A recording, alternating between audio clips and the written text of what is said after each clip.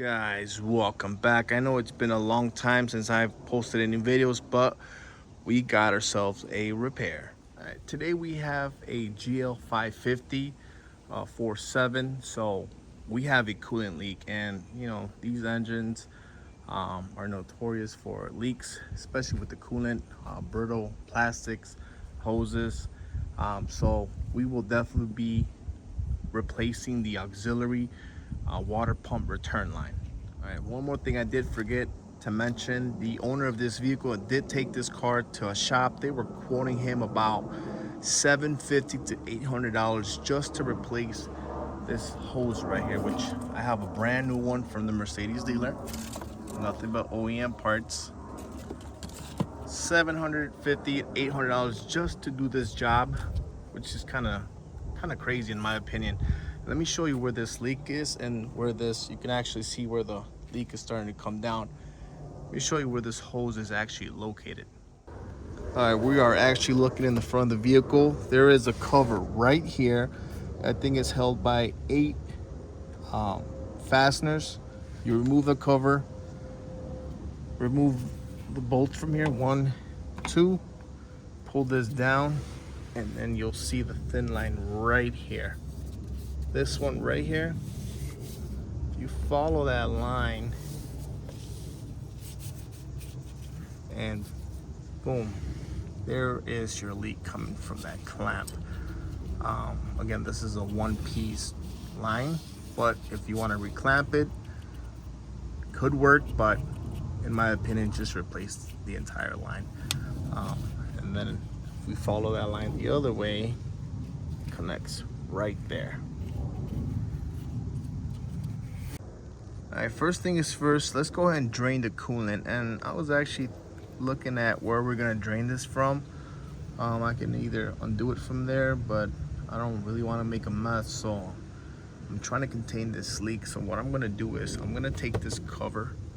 There are a few bolts. There's one over there. Just like 2 bolts.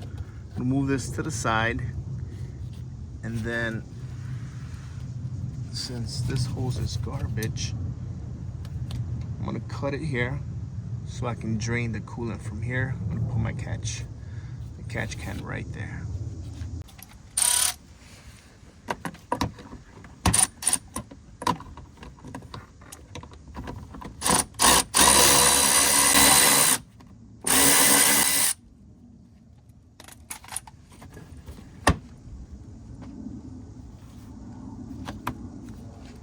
We have more access right here. This is the pipe we're following all the way up.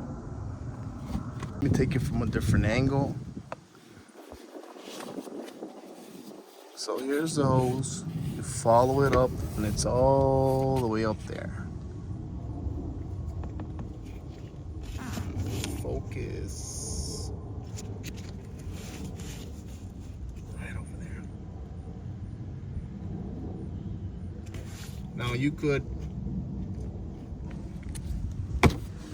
try to take your wheel off. You could pull the fender off so you can have better workspace, but I think I can do it from here. That's no problem. So let me go get my cutter so I can cut this line and get the fluid drained out.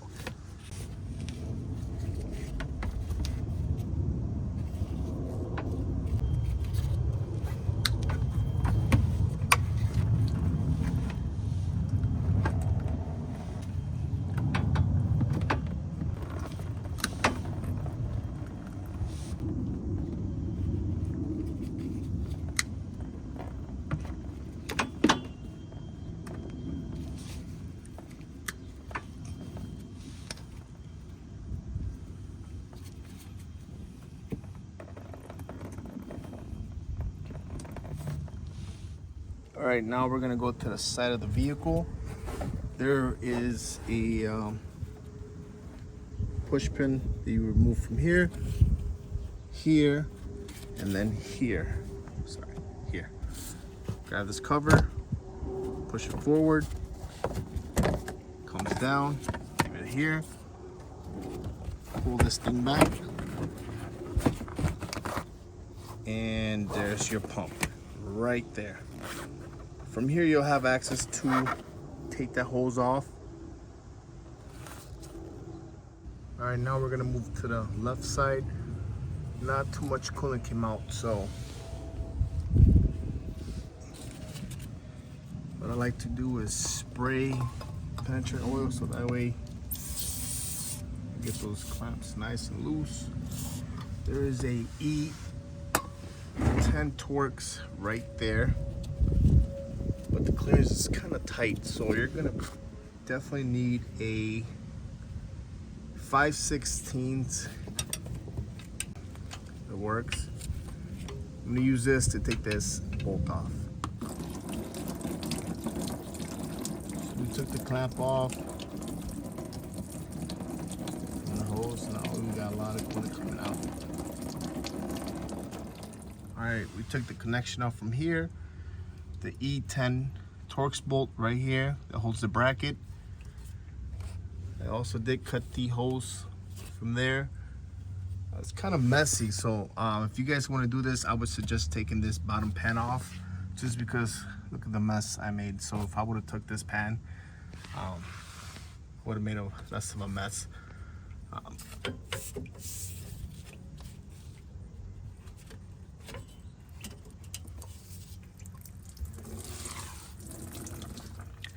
I'll take that one off and then I'll undo the other connection on this side. So we have the old one right here, and here is where it actually failed. The clamp cracked and it was causing a leak. Like I said, you could have reclamped this, but at this point just replace it with a new one. Why not? The new part, we're gonna start with this side first. There is a preloaded clamp here. Don't kind of mess with this too much. Once it's fully inserted, then you can mess with it and close it, and then we'll finish up there. All right, here we are. We got the new pipe installed. We got the clamp. We got the bolt that we installed. I don't know if you can see, where's the clamp right there. Bracket right there. It's fastened up, and then it's fully fastened to the auxiliary pump. So this is ready to go. I'm gonna clean these covers up, clean that up, top it up with coolant, and we're gonna bleed the system. All right, we got the coolant topped off. All right, it's topped off. So now I'm gonna start the vehicle. I'm gonna put the controls on the highest heating with the blower at the highest setting. Then I'm gonna watch the level. I'll keep adding if needed, but we'll keep an eye on that. I'm gonna put the highest setting. GPS connected. Along at the highest setting as well. Then maybe within a couple minutes, I'm gonna start revving the engine up to like 2,000 RPM, between 2 to 2.5. Hold it for about 5-6 seconds. But again, I'm gonna do that when the car warms up. Then I'll keep an eye out on the coolant. So we're trying to bleed the system, and we'll most likely have to wait for the thermostat to open up, so that way we can kind of have our coolant dialed in. All right, guys, we bled the system.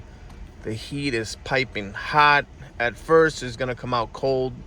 Like I said, it's part of the process. You have to keep revving it about 2.5. Hold it for a few seconds, let go, then wait a couple minutes, and then just keep doing it over and over again until you get your heat restored. It's gonna take about a good 15 minutes. You're gonna keep an eye on your reservoir, keep topping it off. You're probably gonna get a low coolant.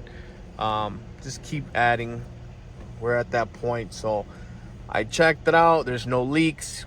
We're solid. If you guys enjoyed this video, please hit the like, subscribe, and I will see you guys on the next video.